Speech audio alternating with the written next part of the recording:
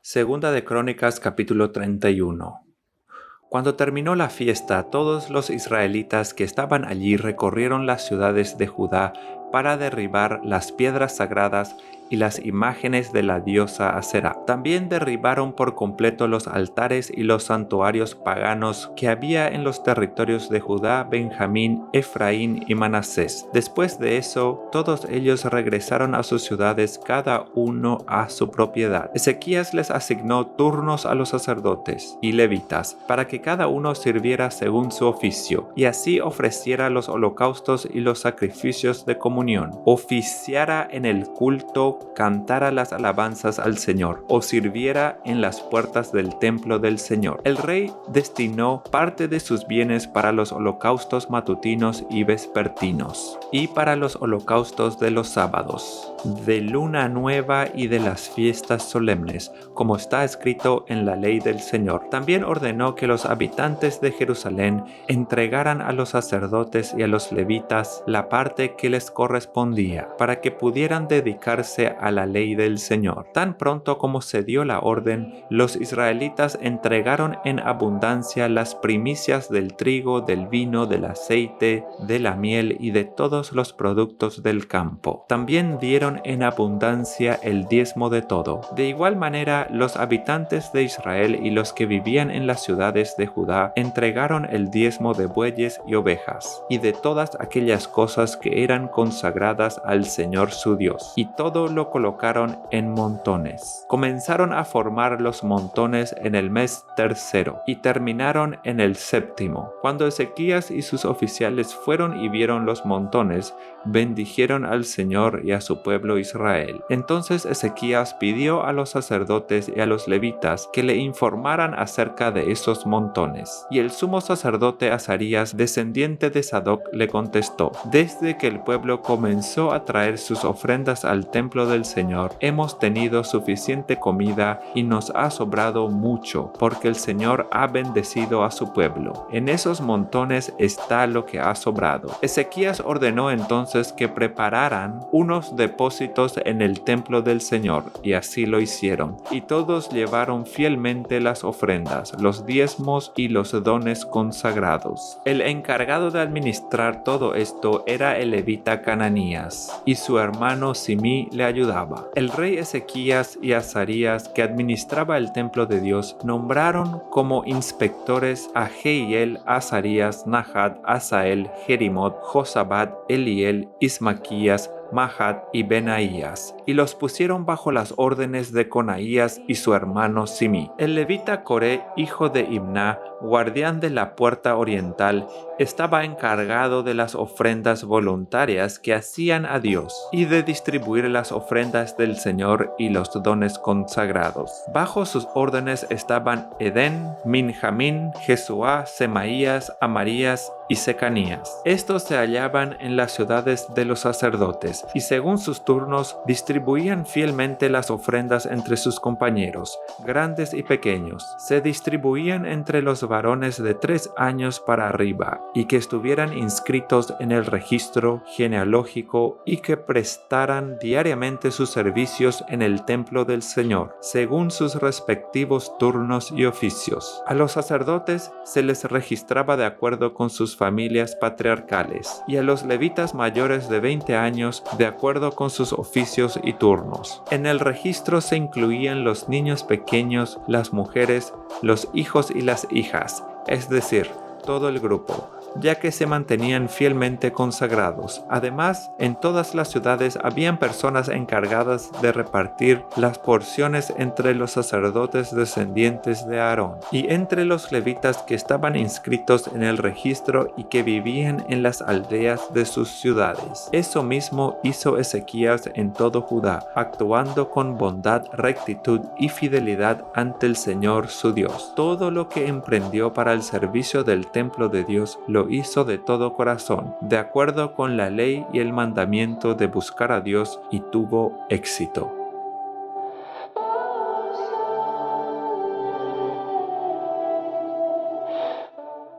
Segunda de Crónicas, capítulo 32. Después de semejante muestra de fidelidad por parte de Ezequías, Sennacherib, rey de Asiria, marchó contra Judá y sitió las ciudades fortificadas, dispuesto a conquistarlas. Cuando Ezequías se enteró de que Sennacherib se dirigía también hacia Jerusalén con el propósito de atacarla, se reunió con sus jefes civiles y militares y les propuso cegar los manantiales que había fuera de la ciudad, y ellos lo apoyaron. Entonces se juntó mucha gente, y entre todos cegaron los manantiales y el arroyo que atravesaba la región, pues no querían que al llegar los reyes de Asiria encontraran agua en abundancia. Armándose de valor, Ezequías construyó toda la muralla que había sido derribada y levantó torres sobre ella. También construyó un muro exterior, fortificó las terraplanes de la ciudad de David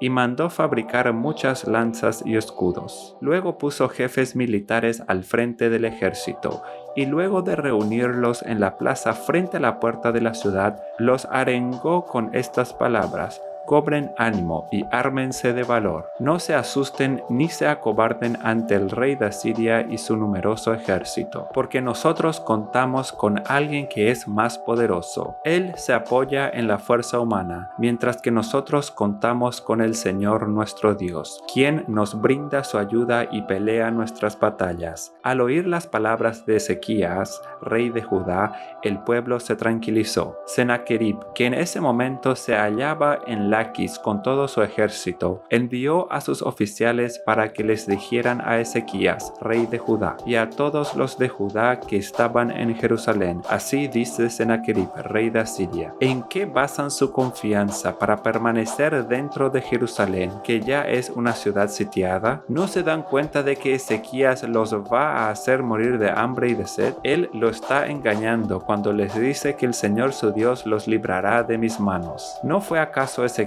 mismo quien eliminó los santuarios y los altares paganos, y luego ordenó a Judá y Jerusalén adorar en un solo altar y solo en él quemar incienso? ¿Es que no se han dado cuenta de lo que yo y mis antepasados les hemos hecho a todas las naciones de la tierra? ¿Acaso los dioses de esas naciones pudieron librarlas de mi mano? Pues así como ninguno de los dioses de esas naciones que mis antepasados destruyeron por completo pudo librarlas de mi mano, tampoco este Dios de ustedes podrá librarlos de mí. No se dejen engañar ni seducir por Ezequías, no le crean. Si ningún Dios de esas naciones y reinos pudo librarlos de mi poder y del poder de mis antepasados, mucho menos el Dios de ustedes podrá librarlos a ustedes de mi mano. Los oficiales de Sennacherib siguieron hablando contra Dios el Señor y contra su siervo Ezequías. Además, Sennacherib escribió una carta en la que insultaba al Señor Dios de Israel en estos términos: así como los dioses de otras naciones no han podido librarlas de mi mano, tampoco ese Dios de Ezequías podrá librar de mi mano a su pueblo. Los oficiales de Sennacherib les gritaban a voz en cuello a los habitantes de Jerusalén que estaban en la muralla. Lo hacían en lengua hebrea para infundirles miedo y así poder conquistar la ciudad, y se referían al Dios de Jerusalén como si fuera igual a los dioses de las otras naciones de la tierra, fabricados por manos humanas. Por ese motivo, el rey Ezequías y el profeta Isaías, hijo de Amós, clamaron al cielo en oración. Entonces el Señor envió un ángel para que exterminara a todos los soldados y a los jefes y capitanes del campamento del rey de Asiria, y éste tuvo que volver avergonzado a su país. Al entrar en el templo de su Dios, sus propios hijos lo asesinaron. Así salvó el Señor a Ezequías y a los habitantes de Jerusalén de la mano de Sennacherib, rey de Asiria, y de todos sus enemigos, y les dio paz en todas sus fronteras. Entonces muchos fueron a Jerusalén con ofrendas para el Señor y regalos para Ezequías, rey de Judá. De este modo aumentó el prestigio de Ezequías entre todas las naciones. Por aquellos días Ezequías Ezequías se enfermó gravemente y estuvo a punto de morir. Entonces oró al Señor, quien le respondió y le dio una señal extraordinaria. Pero Ezequías no correspondió al favor recibido, sino que se llenó de orgullo. Eso hizo que el Señor se encendiera de ira contra él y contra Judá y Jerusalén. Luego Ezequías, junto con los habitantes de Jerusalén, se arrepintió de su orgullo, y mientras él vivió, el Señor no volvió a derramar su ira contra ellos. Ezequías llegó a tener muchas riquezas y a gozar de gran prestigio.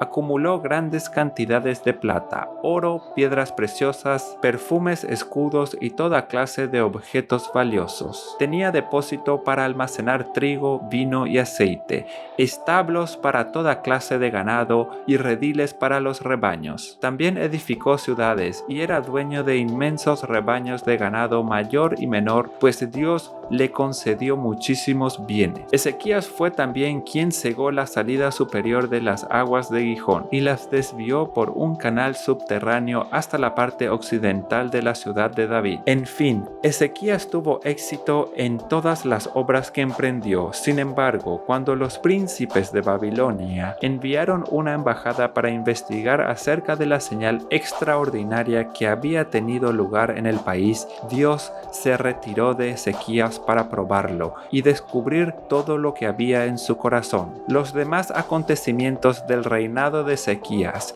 incluyendo sus hazañas, están escritos en la visión del profeta Isaías, hijo de Amós, y en el libro de los reyes de Judá e Israel. Ezequías murió y fue sepultado con sus antepasados en la parte superior del panteón de los descendientes de David. Todos los habitantes de Judá y de Jerusalén le rindieron honores, y su hijo Manasés lo sucedió en el trono.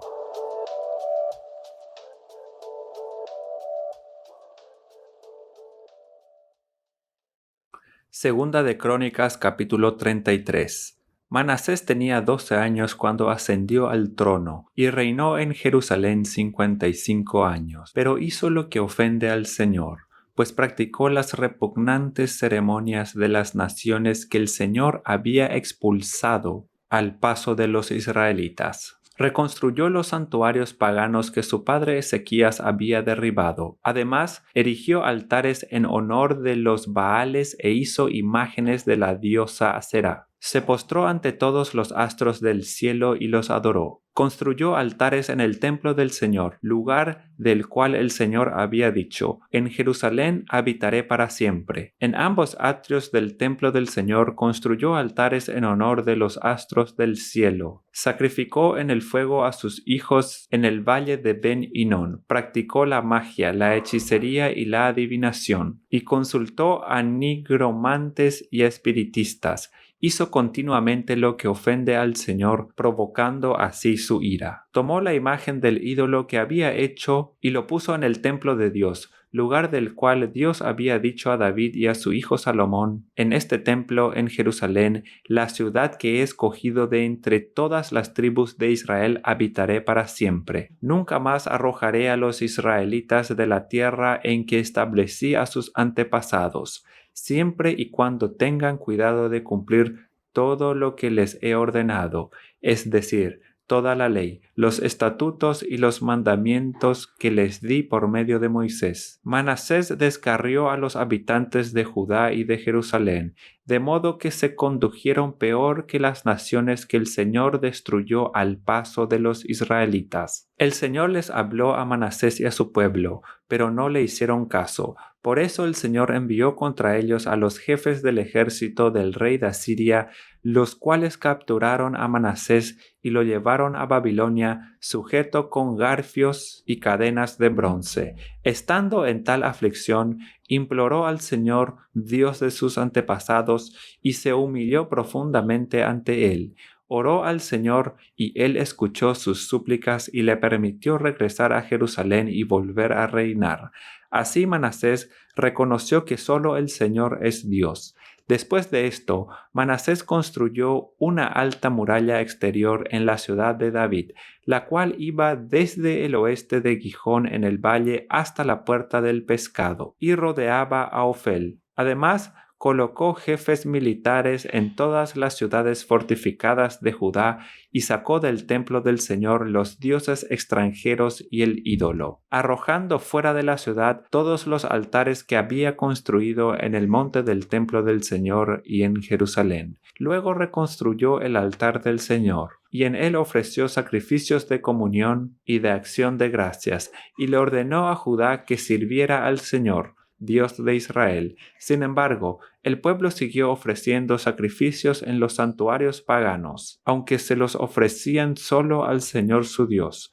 Los demás acontecimientos del reinado de Manasés, incluso su oración a Dios y las palabras de los profetas que le hablaban en el nombre del Señor, Dios de Israel, están escritos en las crónicas de los reyes de Israel. Su oración y la respuesta que recibió, como también todos sus pecados y rebeldías, los sitios donde erigió santuarios paganos y colocó las imágenes de la diosa Aserá y de otros ídolos, lo cual hizo antes de su humillación, todo esto está escrito en las crónicas de Josai. Manasés murió y fue sepultado en su palacio, y su hijo Amón lo sucedió en el trono. Amón tenía 22 años cuando ascendió al trono, y reinó en Jerusalén 2 años, pero hizo lo que ofende al Señor, como lo había hecho su padre Manasés, y ofreció sacrificios a todos los ídolos que había hecho su padre y los adoró. Pero a diferencia de su padre Manasés, no se humilló ante el Señor, sino que multiplicó sus pecados. Los ministros de Amón conspiraron contra él y lo asesinaron en su palacio. A su vez, la gente mató a todos los que habían conspirado contra él, y en su lugar proclamaron rey a su hijo Josías.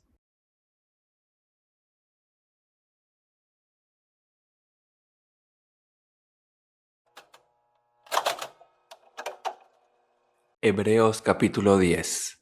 El sistema antiguo bajo la ley de Moisés era solo una sombra, un tenue anticipo de las cosas buenas por venir, no las cosas buenas en sí mismas. Bajo aquel sistema se repetían los sacrificios una y otra vez, año tras año, pero nunca pudieron limpiar por completo a quienes venían a adorar. Si los sacrificios hubieran podido limpiar por completo, entonces habrían dejado de ofrecerlos, porque los adoradores se habrían purificado una sola vez y para siempre, y habrían desaparecido los sentimientos de culpa. Pero en realidad, esos sacrificios les recordaban sus pecados año tras año, pues no es posible que la sangre de los toros y las cabras quite los pecados. Por eso, cuando Cristo vino al mundo, le dijo a Dios: «No quisiste sacrificios de animales ni ofrendas por el pecado, pero me has dado un cuerpo para ofrecer. No te agradaron las ofrendas quemadas, ni otras ofrendas por el pecado. Luego dije: Aquí estoy, oh Dios, he venido a hacer tu voluntad como está escrito acerca de mí en las Escrituras». Primero Cristo dijo: «No quisiste sacrificios de animales, ni ofrendas por el pecado, ni ofrendas quemadas, ni otras ofrendas por el pecado. Tampoco te agradaron todas esas ofrendas, aun cuando la ley de Moisés las exige». Luego dijo: «Aquí estoy, he venido a hacer tu voluntad». Él anula el primer pacto para que el segundo entre en vigencia, pues la voluntad de Dios fue que el sacrificio del cuerpo de Jesucristo nos hiciera santos, una vez y para siempre. Bajo el antiguo pacto, el sacerdote oficia de pie delante del altar día tras día, ofreciendo los mismos sacrificios una y otra vez, los cuales nunca pueden quitar los pecados. Pero nuestro sumo sacerdote se ofreció a sí mismo a Dios como un solo sacrificio por los pecados, válido para siempre. Luego se sentó en el lugar de honor, a la derecha de Dios. Allí espera hasta que sus enemigos sean humillados y puestos por debajo de sus pies. Pues mediante esa única ofrenda, Él perfeccionó para siempre a los que está haciendo santos. Y el Espíritu Santo también da testimonio de que es verdad, pues dice: «Este es el nuevo pacto que haré con mi pueblo en aquel día, dice el Señor. Pondré mis leyes en su corazón y las escribiré en su mente.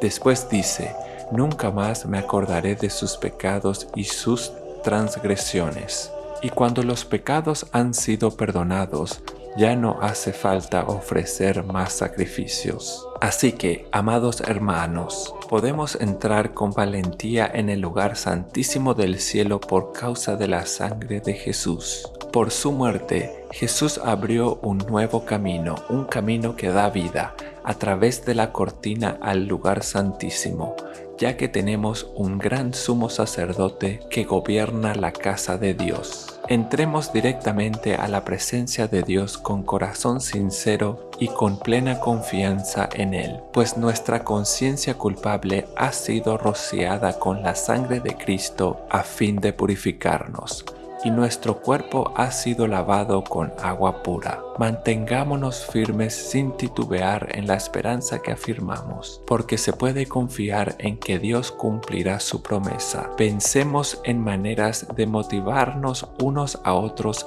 a realizar actos de amor y buenas acciones, y no dejemos de congregarnos, como lo hacen algunos, sino animémonos unos a otros, sobre todo ahora que el día de su regreso se acerca. Queridos hermanos, si seguimos pecando a propósito después de haber recibido el conocimiento de la verdad, ya no queda ningún sacrificio que cubra esos pecados. Solo queda la terrible expectativa del juicio de Dios y el fuego violento que consumirá a sus enemigos. Pues todo el que rehúsa obedecer la ley de Moisés era ejecutado sin compasión por el testimonio de 2 o 3 testigos. Piensen, pues, cuánto mayor será el castigo para quienes han pisoteado al Hijo de Dios y han considerado la sangre del pacto, la cual nos hizo santos, como si fuera algo vulgar e inmundo, y han insultado y despreciado al Espíritu Santo que nos trae la misericordia de Dios.